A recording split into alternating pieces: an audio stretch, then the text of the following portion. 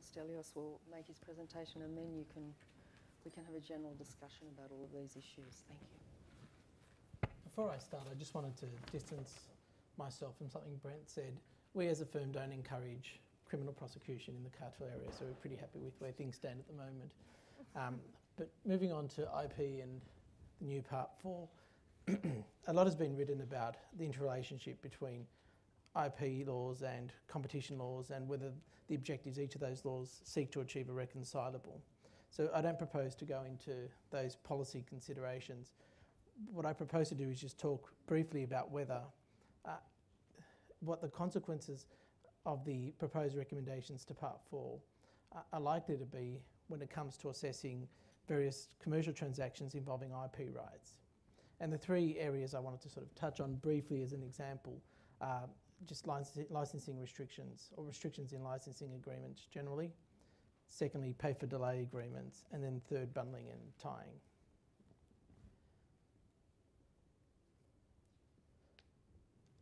I was going to go through the recommendations, but given the attendees, it's probably unnecessary to do that. The one thing I just wanted to say very quickly was there were three recommendations that are IP specific, and one being that there was an overarching review of IP, second that parallel importation restrictions be removed except in some limited circumstances, and three that Section 51.3 is repealed. And I have to say I find it a bit odd that 51.3 the recommendation is that it be repealed in circumstances where there is a separate recommendation that there was an overarching review of IP to begin with. And the second thing I think, which I find odd as well, and it's something that Brent mentioned earlier, I find the whole reasoning in the report a little bit too general as to why 51.3 should go. It doesn't, the report doesn't really focus on how is the provision operated to date, what kind of conduct is caught by it, and why should it go. I think it is very general, and so as you read through it, some general remarks, then all of a sudden they jump to this conclusion that it should disappear. And I have my own view as to whether it should stay or not, but it'd be good that if the final report can ventilate those issues in a bit more detail.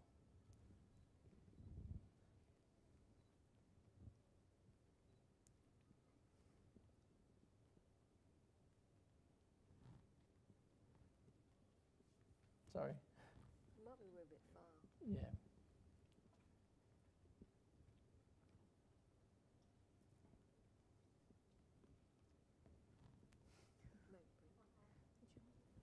That's it. Should I be pointing it in a particular direction?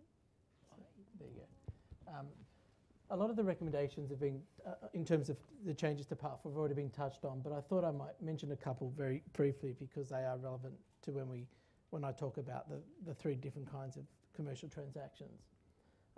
So there's one, in relation to cartel conduct, there is a specific recommendation that vertical arrangements, which are essentially going to be defined as conditions imposed in connection with a supplier and acquisition, are exempt from the cartel provisions, and IP licensing is one of those very exemptions. So the idea is that it would be dealt with under 45 or 47, and therefore subject to a purpose or effect of substantially less than competition test.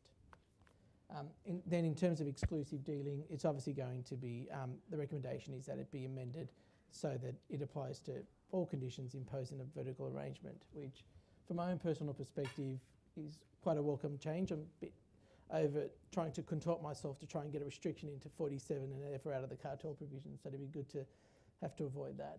And then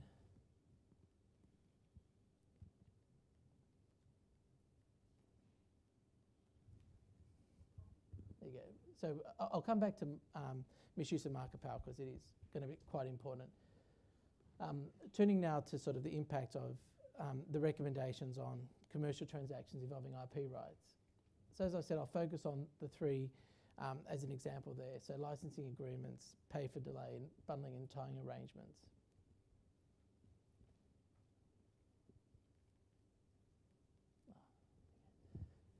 So 51.3, as everyone knows, is really directed towards licensing arrangements. So that's the kind of arrangements which are intended to fall within 51.3. So when that goes, it'll be subject to the more general provisions in Part 4, and as I said, the idea is that it won't be covered by the cartel provisions, but by the exclusive dealing provisions.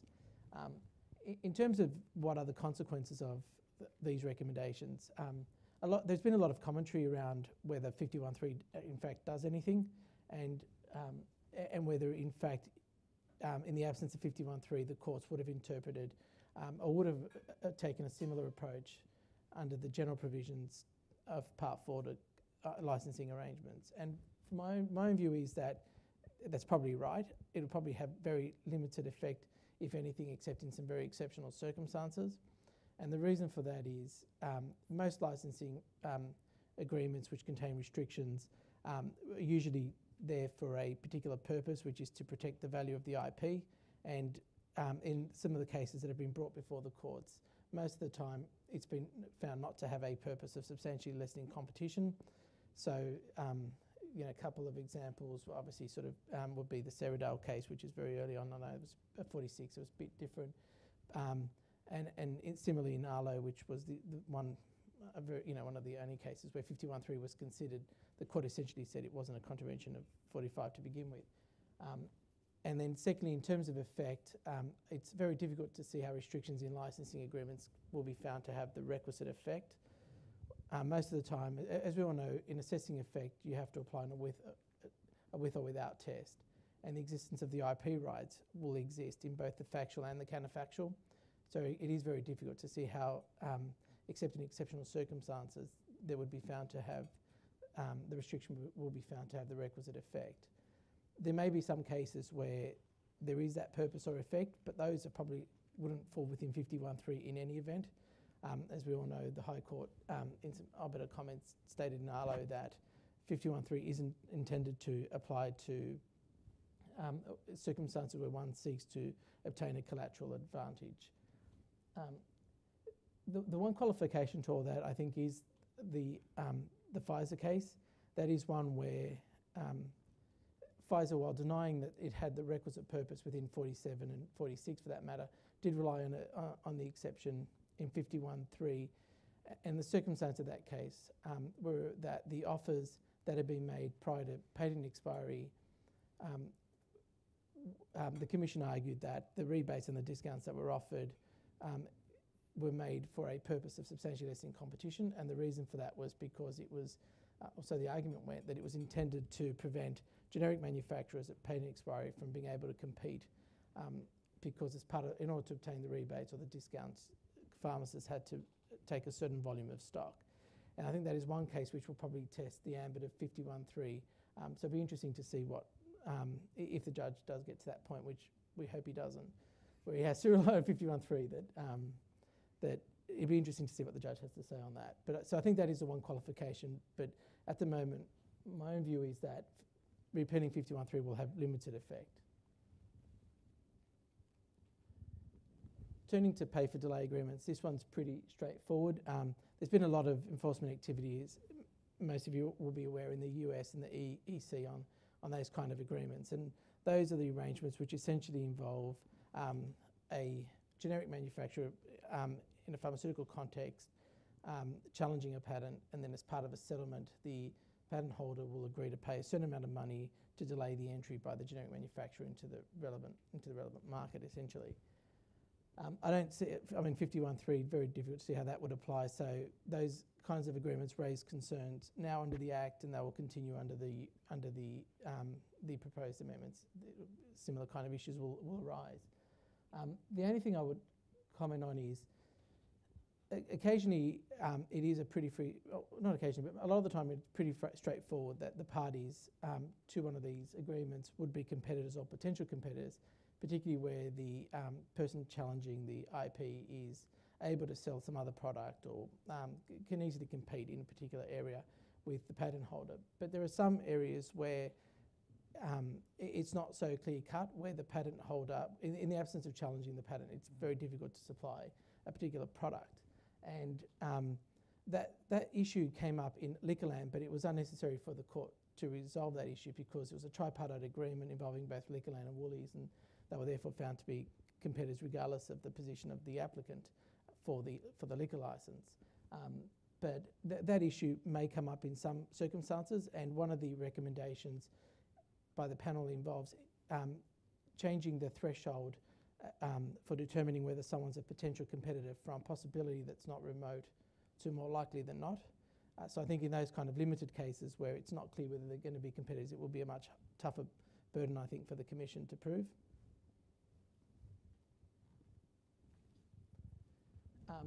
Turning to bundling and tying, as everyone in the room knows, tying essentially involves supplying a good on the condition that the customer requires another good or service, and mixed bundling or bundling can also involve not a tying situation, but one where someone supplies a good or service at a discount on the condition that the acquirer takes other goods or services. And Pfizer's a good example of that, but there's also, obviously came up in Baxter. Baxter's not strictly an IP case, but the analysis of the court in that case is quite relevant. In terms of whether the amendments will have any effect on how bundling and tying cases are dealt with is a difficult question, and I will put forward a very helpful answer. It's not clear. And the reason for that is, as we all know, there are three elements. The first one is substantial market power. That doesn't change. The Commission still has to prove that the IP holder has market power, and it has to be done on a case-by-case basis, determined on a case-by-case basis. It's not an easy element to establish, as we all know from the Universal Music case, but it is one that can be proven. But turning then to purpose and taking advantage, the current provisions do focus on the effect, the purpose of affecting a particular competitor. The idea is that that will change to a purpose or effect of substantially lessening competition. I think that is a higher threshold because it's a focus on a competitive process rather than a competitor. But having said that, while it may have made a difference in some cases, such as the Boral case, I'm not sure the change in the test would have made a difference in, for example, the Baxter case. So I think whether that will have an effect is to be determined on a case-by-case basis. But then turning to taking advantage, I think that is going to be much harder for respondents to establish. And the reason for that is there are two prongs, as we all know. The first is whether a corporation would have engaged in the conduct. So essentially he's retaining, in some respects, the Wood test. So that doesn't obviously change. Thank God the otherwise related test disappears. God knows what that means, so it's good that goes, but I think the test won't otherwise change. But the second prong of the defence is that the conduct has the effect, or the likely effect, is in the long-term interest of consumers, essentially. I just can't see, if you've lost purpose, I just can't see how you're ever going to get up on the defence. So if the court finds you had a substantial market power and you had the purpose or effect of substantially lessening competition, then I just can't see how you could ever establish the second prong of the defence. So I think that will have a big impact in these bundling and tying cases. Now, just very quickly, I know I mentioned I wouldn't talk about the policy considerations. I lied. I just wanted to say something very quickly on that, and that is that I don't think it's satisfactory to rely on the elements of each of the sections to try and filter out problematic conduct and that which is okay and rely on those elements. I think that is not good policy, especially if we're trying to ensure that that there is certainty for businesses in terms of the commercial arrangements that they enter into. So I think we need to work out from a policy perspective whether IP rights should be treated in a special bucket. And if we do form that view, then I do think it's important that there are safeguards or safe harbours, whether that's in the Act or in the guidelines. I think that needs to be made clear, and we just can no longer rely on these general principles, which are very difficult to apply, and people spend years trying to prove in court. That's it. All right, well, look, before I throw the floor open to questions, I'd just like to raise an issue because we have a group of experts here, and I'd like them to turn their attention to issues that have actually been raised in a couple of the presentations. You know, we're looking at whether we have a law that's clear, predictable and reliable. And the critical threshold question, I guess, is the drafting and the approach to interpretation. And one of the indicators of whether the legislation is clear, predictable is the size of the Act. And, you know, I teach competition law. It takes the class the whole of their required reading for a class to actually read the provisions. And, you know, forget about the cases. And, you know, I've always been one to say, don't come to class without your Act. Well, you know, they've all got bad backs from bringing it along and a laptop, and they can't fit it on the desk.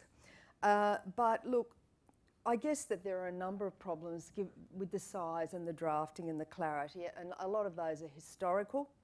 And, you know, Brent's identified a really big issue, which is the problems with principles-based drafting, which I think have really made the Act uncertain.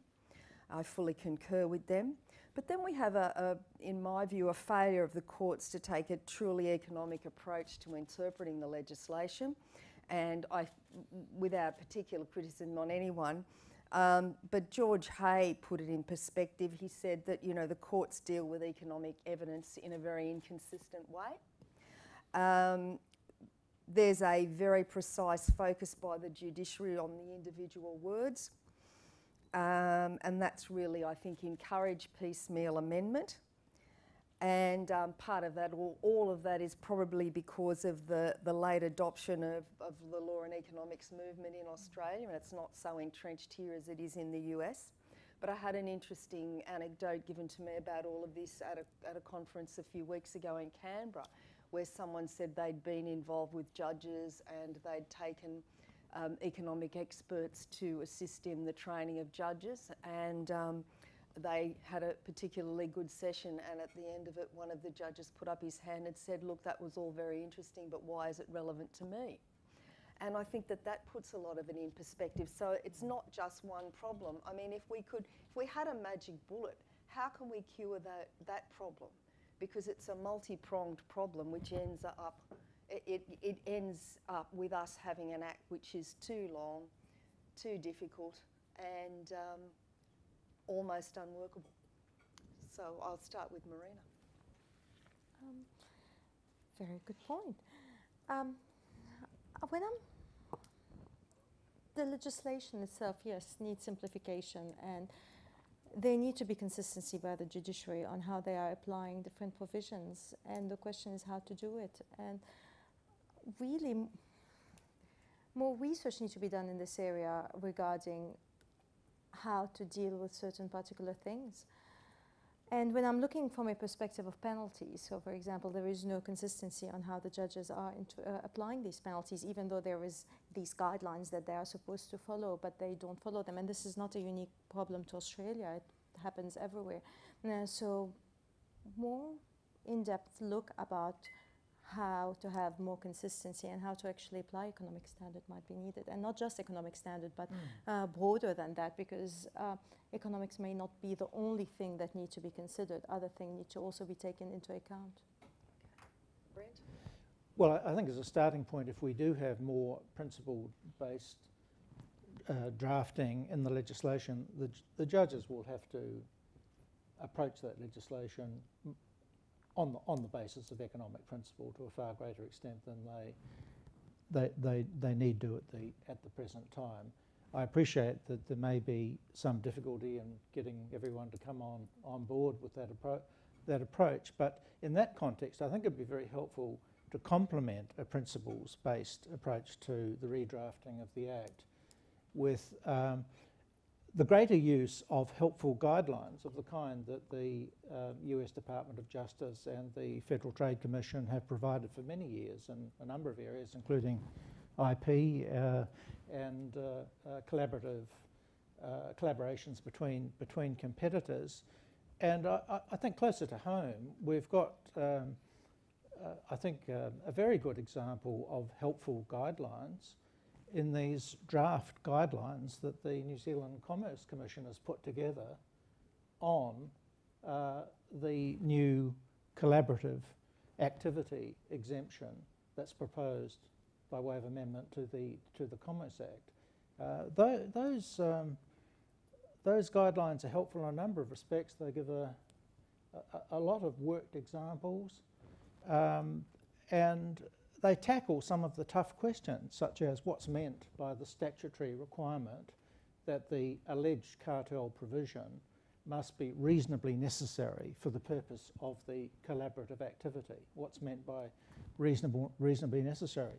A judge so minded could, of course, neuter that collaborative activity exemption by taking a very stringent approach to the concept of reasonably necessary in comparison to the much more flexible approach to that concept under the US Rule of Reason as adopted by the US Department of Justice and the Fair Trade Commission in the context of Section 1 of the Sherman Act. So I'm an optimist, I think, in terms of where principles-based drafting might take us on this. At the same time, I'd remind everyone we've got in the SLC test a great example of principles-based drafting. But has it worked very well? Opinions will vary on that question. My own view, for what it's worth, is not very well, because as an advisor, it's very, very difficult in a lot of cases to give meaningful and useful advice to clients as to what is the meaning of substantial in the SLC test. And clients are not very happy if you tell them you've got to go off to an economic expert to get a closer handle on this. I've done that on some occasions, but $40,000 or $50,000 later, the client's generally not very happy. And at the end of the day, the answer that's given by an expert, no matter how good, is not necessarily very helpful because of this inherent vagueness about the concept of substantiality. Recent cases, it seems to me, do little to resolve that question. It's not much use parading through all the case law on the SLC test. It doesn't get us anywhere. What has to be done is, for someone, it could be a court, but it could be done in guidelines by the Commission, could be done in a number of ways, is to put some meaning into this concept of substantiality. Tim Loyner from the ACCC did this many years, was it 2006, 2007? Fascinating, but more importantly, that a very important piece. The difficulty is that the actual solutions he came up with at the end of the day, I think, are just they're too difficult in a number of respects. They're too difficult in terms of the information requirements, the data requirements that they impose on doing the kinds of modelling and that his approach requires. But a lot of what he says in that paper could be adapted to give more meaning to this concept of substantial lessening of competition. It's a long answer, I'm sorry. Yeah, no, that's fine. I might just add something, though. I personally, historically, have noticed a diminishing in the number of examples, a diminution, and in the number of examples that appear in ACCC guidelines, which were previously a lot more helpful and explanatory than they are now. They now state things, but they don't tend to give as many examples as they've done in the past, which I always found incredibly helpful. Prudence. And I think that the DOJ and the FTC have seen the value in those examples and have increased their use of those examples. Your students, your comment about their backs is exactly the reason we looked to reduce the number of words, and it's not an easy task. There is no model law that all countries will adopt, and we've all pulled piecemeal looking at New Zealand's cartels, or whether we look at the definition of particular conduct, looking at the Sherman Act or the Clayton Act and its simplification, or its simple words, is then contrasted by the amount of jurisprudence that sits behind that law, and so we need to contrast that as well. In simplifying the Act, we need to be very mindful not to throw out years of, whilst it's young jurisprudence, we have years of some good jurisprudence and balancing that issue. So we do recognise and do support the movement towards a simplification. Guidelines have been well used in many areas. Brent talked about some of the US examples and the New Zealand examples with particular product areas, the EC with prestige goods and how they're being dealt with. And their examples are extremely helpful in guiding clients across many jurisdictions in many of those countries across. Your comment about, from personal experience with respect to expert economists in this marriage between law and experts in Australia is, I think, quite disappointing from my perspective. It's an area of law that does really need those experts, and judges, without going too far into the issue, it seems to be the message is, don't worry your pretty little heads to the parties, we can figure out economics. And they're really disregarding, there's a lot of work that's been put into those expert reports, and they're just being totally disregarded to the detriment of the development of the law. and whether the debate needs to go back. We're using generalist judges. Do we need judicial colleges? I know Nick's just come back from helping OECD member countries teach emerging economies judges on how to deal with economic. Rhonda went over and helped, Rhonda Smith, to assist those judges in being educated. There's questions about which school of economic thought you adopt and give your judges, but our judges have got nothing really, and they don't want to hear from economists, whoever the parties may put up, whether they're using court-appointed judges, economists or not. So I think there's a lot of work to be done in that space, as well as in the simplification space, that we could benefit from. Okay, and lastly, Con.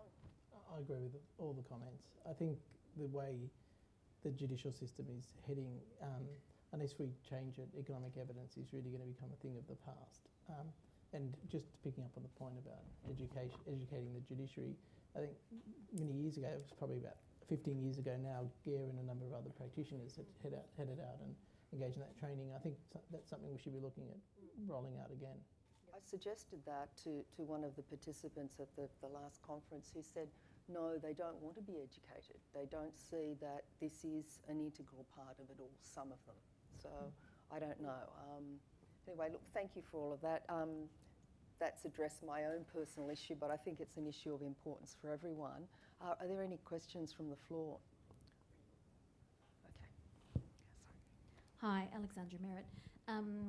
I get very excited about market power, so a lot of my attention's been focused on Section 46.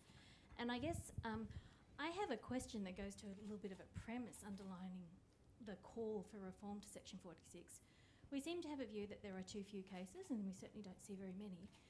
But the solution to this seems to be to add an SLC test. Now, we have 3 provisions of general application with an SLC test. And over the past decade, we have fewer SLC cases than we do have Section 46 cases. And so I'm a bit perplexed as to why we think establishing substantial market power, which is exceptionally hard whenever it's contested, and then requiring the establishment of an SLC test, which frankly the courts don't know what to do with, and if anyone doubts that, I'd suggest they read the Forecourt and Baxter. And then we add long term, which the Forecourt and Baxter had no idea about. How is that going to make for a more effective law resulting in more cases? Who would you like to answer that, Marina? It's your topic. Yes, it is. Well, that's true that, well, the thing is, just because the Section 46 is very hard to enforce currently, and something needs to be done. I believe that changes to the section itself may actually help and reform the section to make it more user-friendly from the perspective of the ACCC. I believe that the burden is quite high currently when you are trying to enforce this provision, because, and you can see that when you're reading all the cases, and there are some cases where there has been lessening of competition, but the court said, okay, we're not going to go there. There is no breach of Section 46, and from my perspective, that doesn't make sense. But the reason why, for example, in the cement case, they said, okay, we're not going to view that there is a breach of Section 46 is because there was no taking advantage of this market power, which for me is a little bit odd and does not sit very well. If something is lessening competition, and it is a misuse of market power, and as a result should be stopped.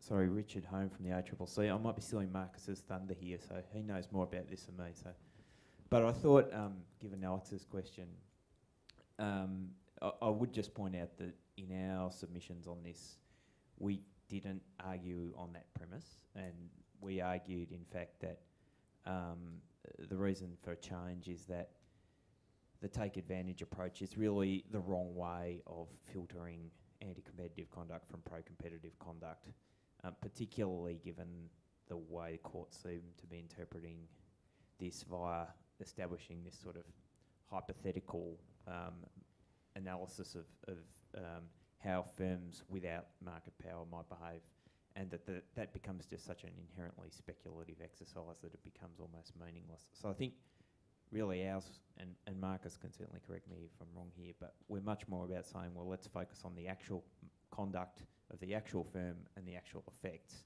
rather than getting too caught up in this hypothetical world. so that was sort of my first comment. The other one was a few people have commented about guidelines, and again, this I'll defer to Marcus, but I think we will be positively responding in that regard in our submission. Yeah, thanks, Richard. Marcus Betsy from the ACCC. There's so much that I could say, but I'll limit my comment to 2 points.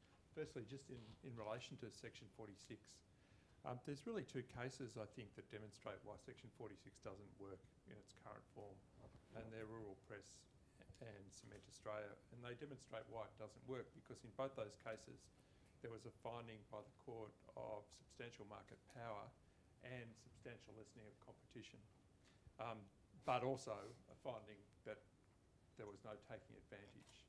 And it really demonstrates, for me anyway, that that take advantage is just an unhelpful concept, an unworkable test, and really a test that has got nothing to do at the end of the day with ascertaining whether or not there's an anti-competitive impact as a result of the conduct. And that really ought to be what we're trying to figure out when we're looking at any monopolisation or dominance provision. It's really about what might be the anti-competitive effect of the conduct or what has been the anti-competitive effect of the conduct. So, as I say, it just doesn't work as a filter. This is the first point. The second point I want to make, I want to actually ask the question that you asked, Deborah, because it seems to me that those slides that you put up, Prudence, which just show the length of the statute, really make the point that we've got to a stage in our law that it really is a huge burden on us all. It just doesn't work. It's too complex. We've just tried to be so specific and tried to solve for every problem that we could ever imagine by legislating for it. And it just doesn't work. And I think, as Richard said, we are very supportive of the idea of guidelines.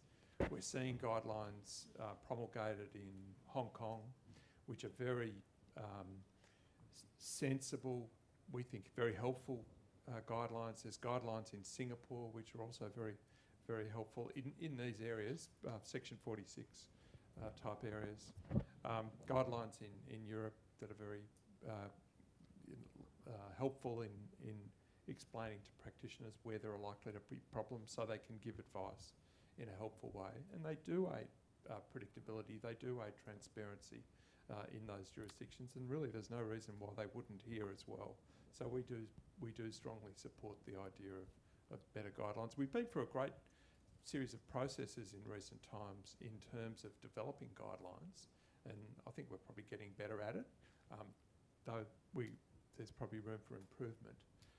But we had a great experience with our guidelines in the area of cartel, the immunity policy, where we had a really robust process that we put in place. We got a lot of very helpful submissions from the broader practitioner community, and there were some really good issues ventilated through that process which we're able to address in guidelines, so I think that they work well. I mean, we're not making law when we make guidelines, we're just setting out what our position is, how we're going to exercise prosecutorial discretion, but I think that's very helpful for people.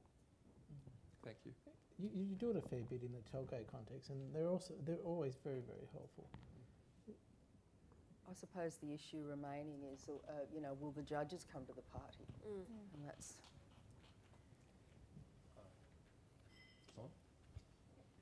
Probably don't need it anyway. Peter Ranahan from the ACCC. I just want to make a comment about the economics and economic evidence and economists.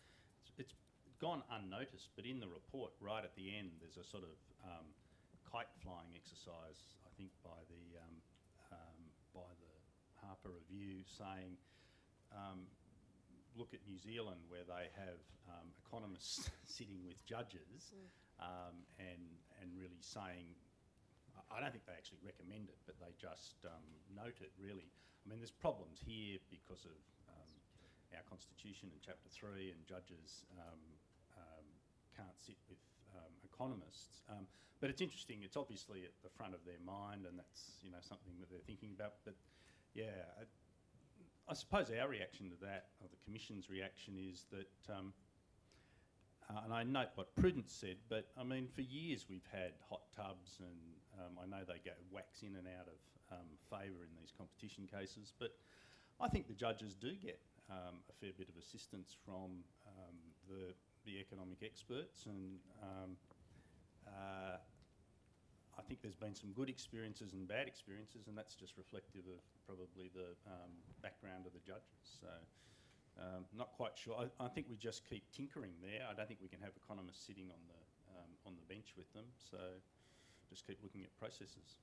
It seems to me, though, that the default position of the judges is to go straight back and look at the word and define it very narrowly again. They never take a big picture approach to anything much, even if they are accepting the economic evidence. And I just wonder whether that's the mindset that we need to attack. I don't know. It's just occurred to me reading the judgments that might be the case. I don't know how you do it, though. Is there any? So can I ask I was going to ask Peter a question. Do you think we need to go back to the having the panels in the judiciary where you've got the same judges who are on the competition panel? And I think that's probably good. I think they are going back to those panels. And I think but aren't they going back to? I was looking at. Isn't it a commercial law panel? It's not just a. There's not a competition law panel. But that's a start, I think. I thought informally there was a move within that panel good. too. That was my Good. understanding. I was just going to say about the judges in Australia. So Brent, you had a comment about when you were talking about understandings in Australia and conservative practices, and I think you're absolutely right in saying that the proposed definition of conservative practices is wholly inconsistent with EU case law and actually wouldn't capture recent cases like T-Mobile, which set quite a low threshold for the concept of a conservative practice. And so, obviously the concept of conservative practice in the EU has been around for about 50 years and it has developed over that time, and the legislation has remained simple, and you've got quite detailed guidelines to accompany that, and the guidelines reflect the case law. Do you think that there should be a definition and the review, or do you think that would then lead to the same problem? And do we actually need to try and bring in conservative practices at all? Well, thanks. I think we do, and in a submission in this second round, Coron Beaton Wells and I have set out a bit of detail on a proposed definition for the concept of concerted practices, together with some explanatory notes, about 10, that cover a whole string of things, including the position as regards evidentiary and persuasive burdens of proof. I mean, just to focus on that particular aspect. Some commentators have made this point that just to import the concept of concerted practices into Australia at the moment might be problematic, given the way that, essentially, as I understand it, a persuasive burden of proof is imposed on the alleged cartel participants once certain threshold elements of a concerted practice are made out. And what do they have to show? The third element, persuasive burden, that there is some, it didn't have an impact on the market, or that there was some justification for the information exchange. Just to import that approach to burdens of proof by putting in the concept of concerted practice nakedly into the Act would be problematic. And if it's intended to invert the persuasive burden of proof to some extent, well, first of all, clarity is needed to achieve that. But secondly, there are guidelines in the Commonwealth about the drafting of legislation and the circumstances under which onuses of the persuasive burden of proof can be inverted. So for that and other reasons, Coron and I have set out a definition that we think is more helpful than the definition that's put out in the draft report. Focuses on the coordination of conduct between competitors. I mentioned the problem with the concept of regularity in the definition proposed in the draft report, but another problem is that the definition in the draft report doesn't capture the core concept of coordination of conduct in the market by competitors. So for all of those reasons, I think a definition is going to be needed. It need not be too complicated, and again, in the submission, we've tried to achieve that. Incidentally, I don't know where we're up to with the availability of the second round of submissions to the review. When I looked on yesterday, a lot of them didn't seem to be up there. Okay, so the one on concerted practices I'm talking about, although it was filed a couple of weeks ago, it doesn't seem to be up there. Anyway, sorry? As of lunchtime, I think it's on there. Oh, okay, thank you, Matt. Good, yeah. Good. I mean, there are a lot of other, a lot of submissions that are helpful. I don't pretend to have.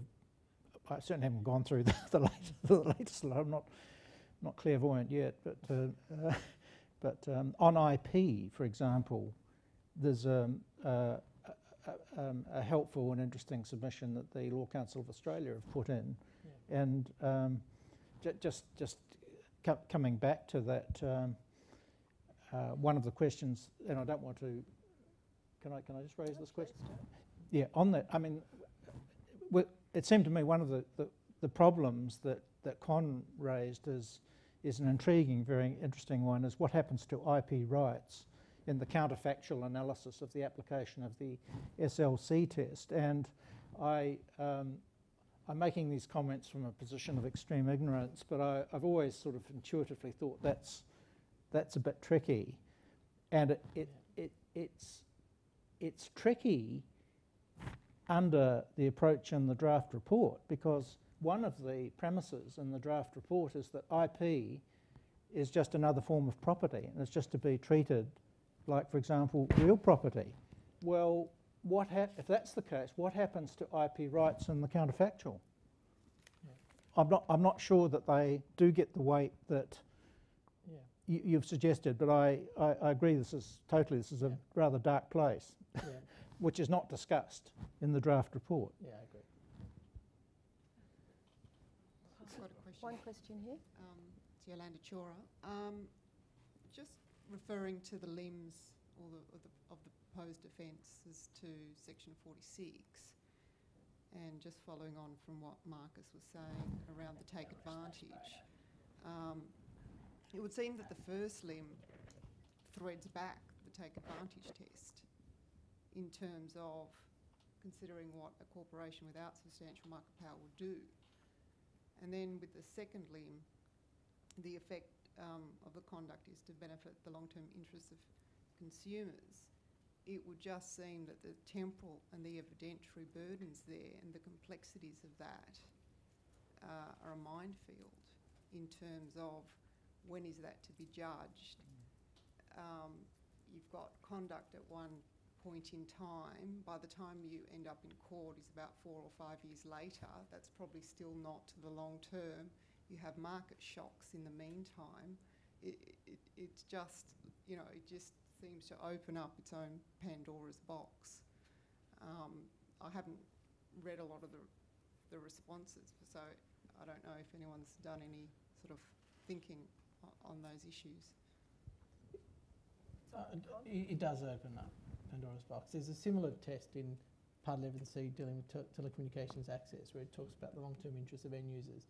And it's just a very vague concept. So if you go through the various determinations, and when the Commission thinks that something's in the long-term interest of end users, it's very difficult to predict. So I can sort of see similar issues arising under Part 4. So, I mean, I have a view on Section 46 and the potential amendments, that if we don't resolve the drafting issues and the approach to interpretation and application, we're going to be looking in another 2 years at another Birdsville.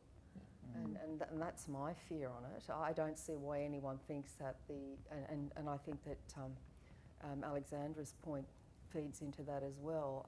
I don't know why the SLC issue is going to help that much.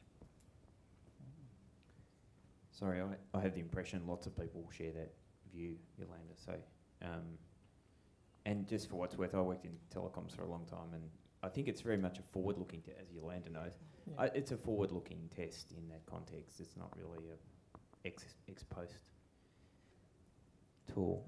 Sorry, I was just interested in that IP comment to backtrack. If, Con, you could perhaps elaborate a bit on the problem you see with IP as in the counterfactual. I didn't quite follow the issue as you describe it.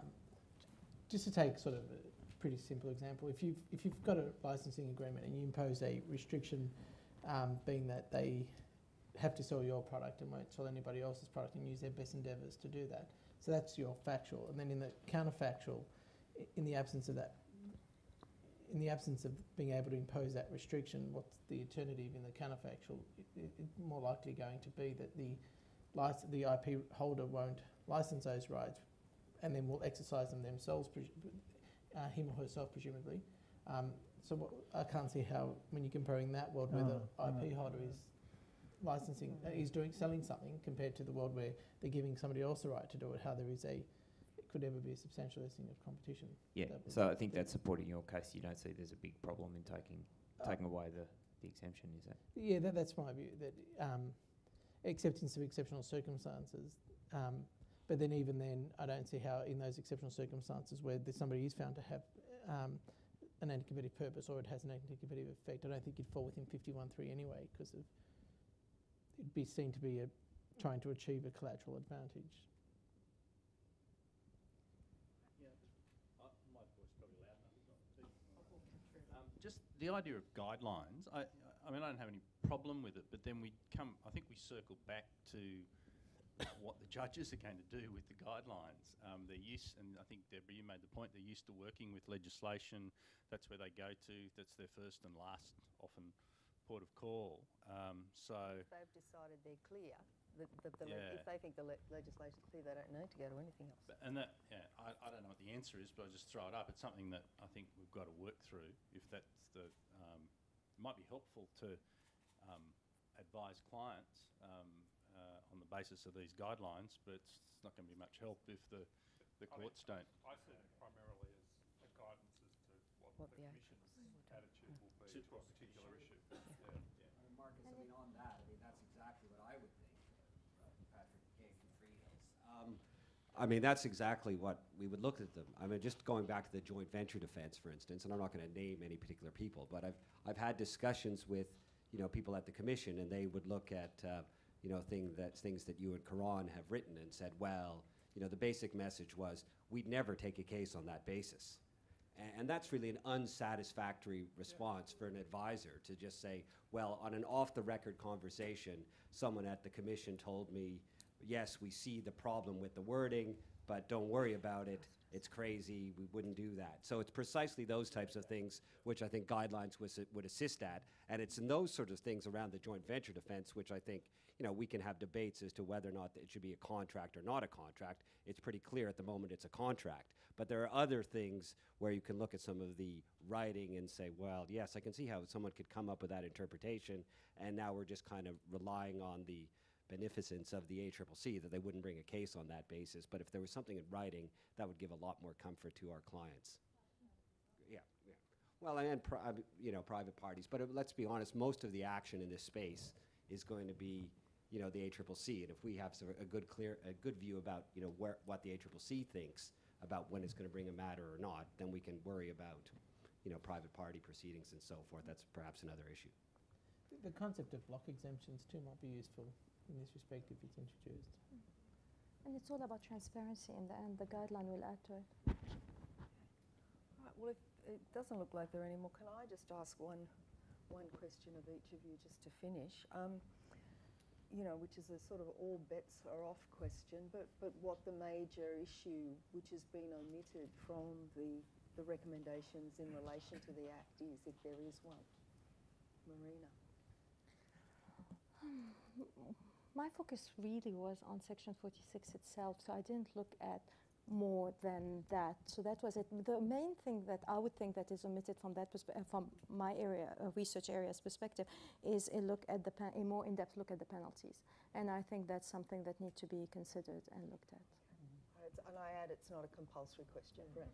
Well, I think the area of joint ventures and collaborative ventures is important in commerce, but I've already talked about that. I think another area where there is a spectacular omission in the draft report is in relation to a recommendation that was put forward by the Law Council of Australia and by several others in the submissions I've seen, that there be essentially a statutory version of the US rule of reason or some equivalent of the efficiencies defence under Article 101(3) of the European Treaty.